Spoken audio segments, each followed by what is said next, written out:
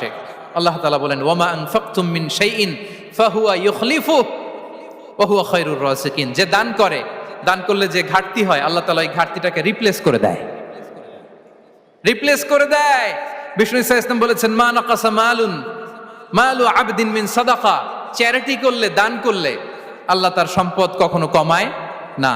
প্রতিদিন সকালবেলা দুজন ফেরেশতা নেমে বলতে থাকে আল্লাহুম্মা আ'তি মুনফিকান খালাফা, আল্লাহুম্মা আ'তি মুমসিকান চালাফা। ফেরেশতা দুজন বলে আল্লাহ, যে দান করলো, দানের কারণে যে ঘাটতিটা হলো এটা তুমি মেক আপ করে দাও, এটা তোমার পক্ষ থেকে বারাকা দিয়ে রিপ্লেস করে দাও। আর যে ধরে রাখলো, কৃপণতা করলো, ওর সম্পদকে আল্লাহ তুমি ধ্বংস করে দাও। ওয়াল ইয়াদু বিল্লাহ। আমরা যেন দান করি।